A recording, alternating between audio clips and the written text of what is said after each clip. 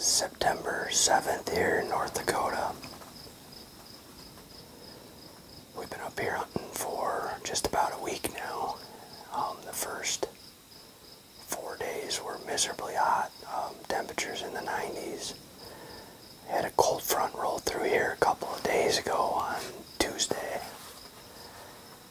and temperatures dropped significantly, 35 to 40 degree drop in temp.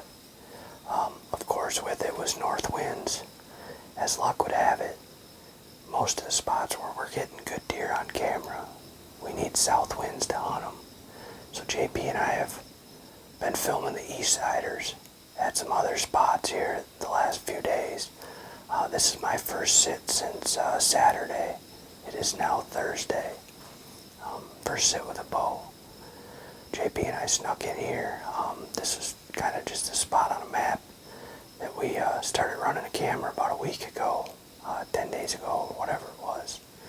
And instantly we had some good bucks in here and we knew we had to do something. So we came in here. There's no trees on this property to get in.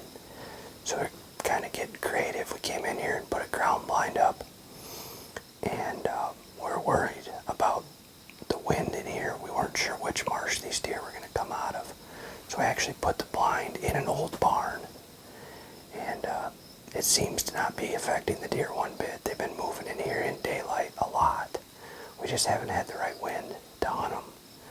But tonight that's about to change. We're in here. There's at least 2 shooters. Spork, he's a wide buck with swooping main beams. And then Glizzy, he's a tight-racked, tall buck. Both of them have been pretty frequent, so we've got about 3.5 hours till dark, maybe a little less. And we're excited. It should be a good night.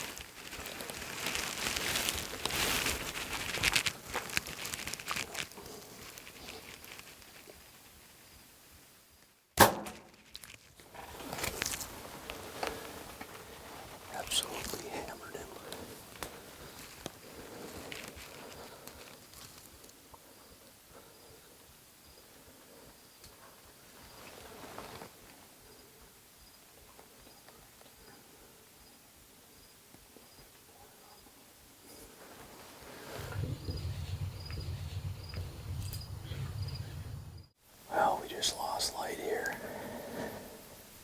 We had to contain the excitement there for a little while.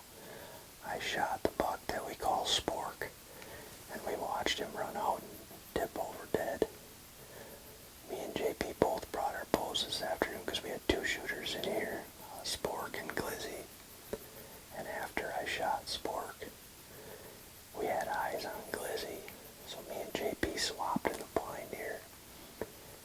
And Glizzy he must have been doing circles around where the deer died. And it took him a long time to finally give up on checking that out, and he finally came our direction. We had him here at 20 yards for like probably 5 minutes, but it was just too dark to shoot. So we gave him a little time. It sounds like they worked off and fed away from us, so we're gonna go out here and do the recovery. We know he's down. Obviously, with it getting dark, it's gonna be a little harder to find him. Everything looks different when it's dark, but we got a pretty good idea where he's at. Got some good light, so it sounds like Goulash shot a nice buck tonight too, so we doubled, which is awesome. We've all been out here grinding for the last 6 days, and the weather's been less than ideal, so for it to finally come together for us tonight, we're pretty pumped up.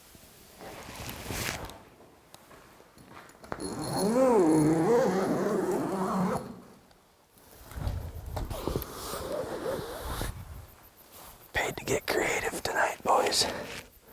Built Barronett right inside an old abandoned barn. Big velvet buck down, by far my biggest velvet buck. I'm jacked up, let's go find him.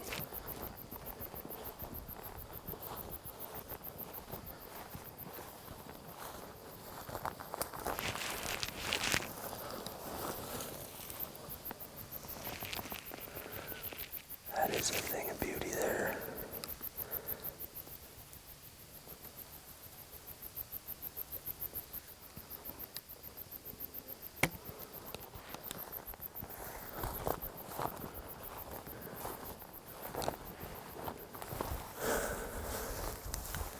Yes, sir, buddy.